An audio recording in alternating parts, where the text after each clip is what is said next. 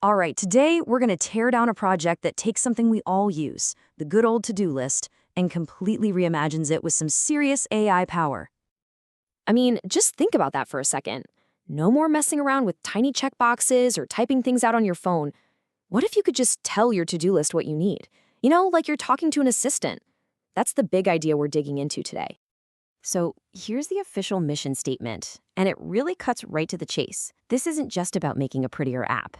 It's about completely changing how we use them. We're moving from clicking and typing to just talking. So what does that actually mean for you? Well, it means you can use your own words, your data is totally secure, and the app never, ever forgets your tasks. And behind it all, there's some advanced AI making sure the responses are instant and feel natural, almost like a real conversation. Okay, let's pop the hood and see how this thing really works. To get a handle on it, we're going to break it down into two key parts, what we'll call the face and the brain. It's a really simple way to think about it, but it works perfectly.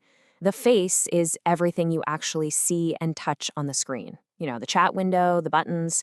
Then you've got the brain, which is like the invisible engine room, doing all the heavy lifting behind the curtain, figuring out what you want and making it happen. And this slide just lays it out perfectly. Over on the left, you've got the face, what developers call the front end. It's built with tools like Next.js and React to make that slick interface you use. On the right, that's the brain, the back end.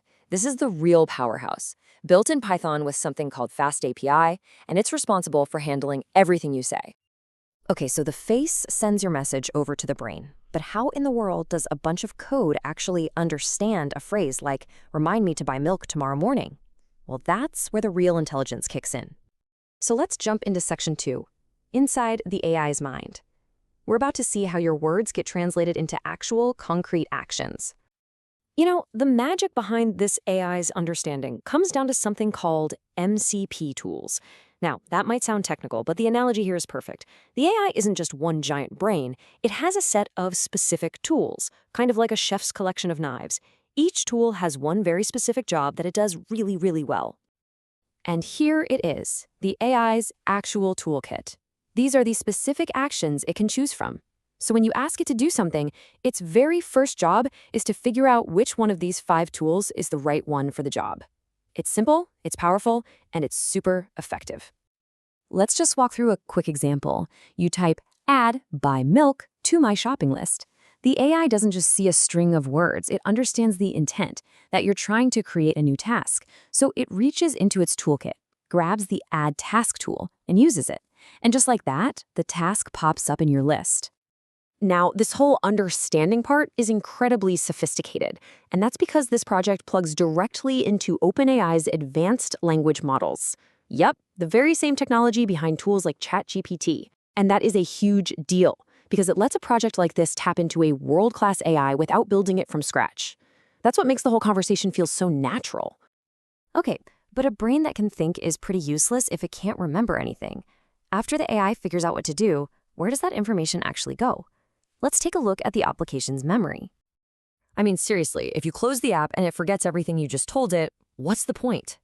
To solve that, the application uses a really robust, professional-grade database called Postgres. You can just think of this as its long-term memory, where every single task you create is stored safely. Now, to make all this work, the backend, the brain, needs a few keys. Think of them like secret instructions. The database URL is basically the address for its memory.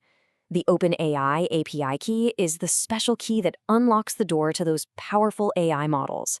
And the JWT secret, that's a unique code that makes sure your account and your tasks are kept secure from everybody else.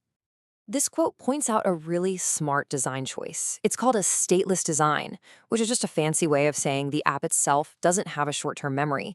For every single action, it looks up the info it needs from the database and saves a result right back. This approach is incredibly reliable and guarantees that no data ever gets lost. And what's really elegant about the whole setup is how it's all managed. The entire conversation between you and the AI, using all those different tools, happens through one single, streamlined channel in the back end. That kind of simplicity is what makes the whole system so robust and easy to manage. Okay, so we've looked at the face, the brain, the AI's mind, and the memory. For this last section, let's put all the pieces together and see the complete picture of how this application really works. This chart basically gives us a look at the project's DNA. As you can see, Python is the biggest piece of the pie at almost 47%, and TypeScript is right behind it at over 31%. Together, these two languages really form the entire backbone of the application. And now, this chart makes perfect sense, right? That big slice of TypeScript?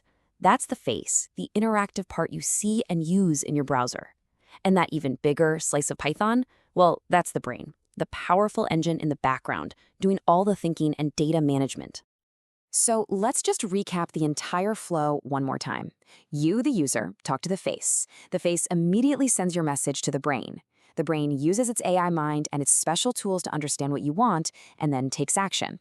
And finally, the result is stored forever in its memory, the database, ready for the next time you chat.